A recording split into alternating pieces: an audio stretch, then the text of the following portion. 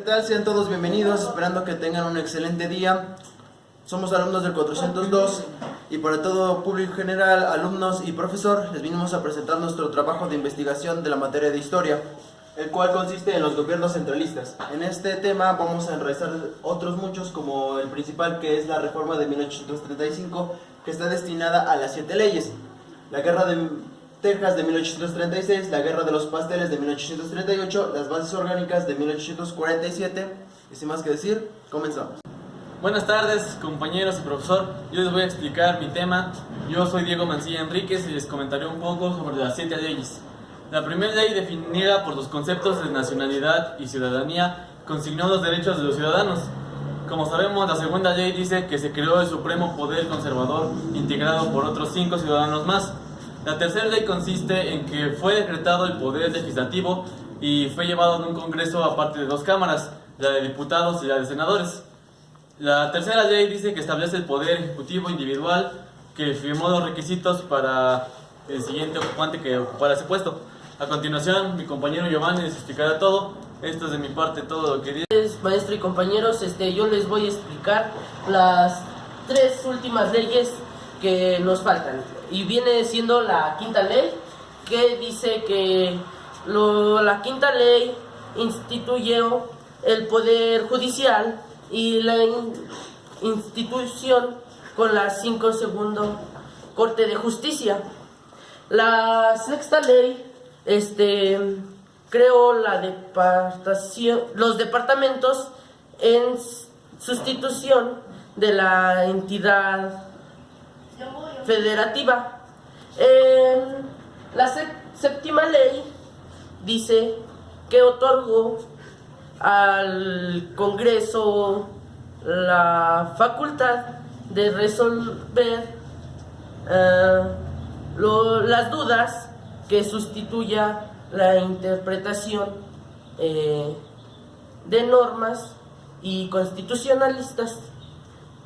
Por mí, eso es de mi parte. Mis siguientes compañeros les explicará la guerra de Texas de 1836. Buenos días, profesor. Yo le vengo a tratar sobre las guerras de Texas de 1836, que dice lo siguiente: la implicación de la República Centralista generó nuevamente el rechazo de algunos gobiernos que perdían su capacidad para regular sus territorios y tener que buscar su nombramiento de parte del responsable poder ejecutivo y con la ausencia del supremo poder conservador. Bueno, esa parte sería sobre mí, sobre la guerra de Texas de 1836. A continuación les explicarán la guerra de los pasteles de 1838. Bueno, amigos, yo les voy a explicar sobre la guerra de los pasteles de 1838. Esto sucedió en mi época. Pero, bueno, lo que nos dice... ¿verdad? La guerra de los pasteles de 1838. ¿Qué nos dice esta pequeña redactación que les voy a dar? Durante los años en el que el poder político estuvo asentado por las autoridades imperialistas, nuestro país se vio distinguido por diversas potencias europeas. La primera intervención francesa en México, también conocida como la Guerra de los Pasteles de 1838, fue el primer conflicto entre México y Francia. Tuvo lugar el 16 de abril de 1838 y dio a finalizar el 9 de marzo de 1839. Bueno, las operaciones de la creación de los pasteles se enmarcan dentro de un intento de tener varios privilegios económicos hispanoamericanos. En 1827, más atrás de esto, ya se había celebrado un convenio en Francia bajo el nombre de Declaraciones Provisionales, que sentaban las bases para el futuro arreglo de las relaciones entre ambos países, para que no hubiera ningún pleito ni nada así por el estilo. Bueno, México acababa en 1836 la guerra con Texas, y el 28 de diciembre España reconocía finalmente la independencia de México, pero aún así nos afectaba bastante. Bueno, el último proyecto de base para el arreglo, el reglamento del gobierno mexicano, la celebración de un tratado, ese tratado de amistad.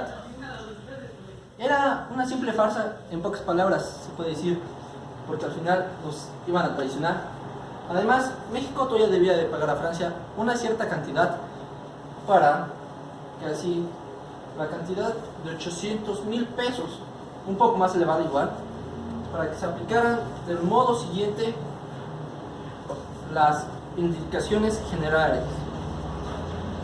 Bueno, en Francia declaró reguera, como ya habíamos dicho, el 21 de marzo, y iba a finalizar el 29 de marzo de 1939.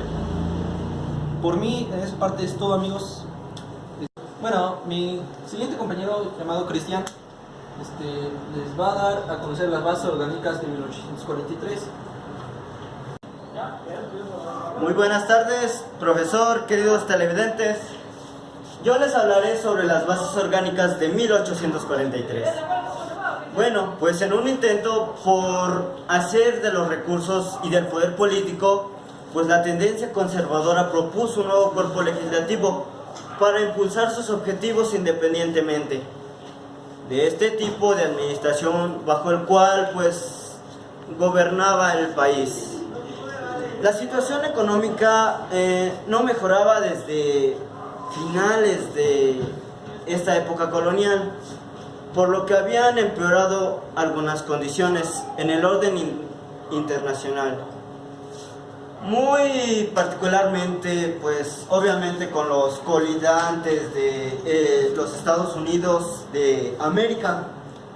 En el año de 1843, los que se autonombraban notables hicieron en México una nueva constitución política, la cual la llamaron las bases orgánicas.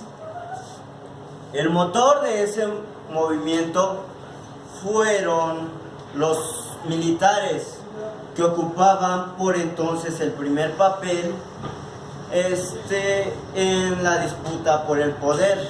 El primero en gobernar, digamos, en 1843 fue Vicente Guerrero, en diciembre de 1829, lamento la equivocación, y fue presidente menos de 2 años, lamentablemente, hasta que sucedió una revuelta contra su gobierno. Lamentablemente fue destituido de su cargo, por lo que Anastasio Bustamante fue elegido como presidente. Fue aquel que dirigió ese país por un tiempo. Fue a vivir a Veracruz, pero ahí se suscitó una revuelta de los militares franceses. Bueno, esto sería todo. Le doy muchas gracias por el tiempo que nos dedicó y hasta la próxima.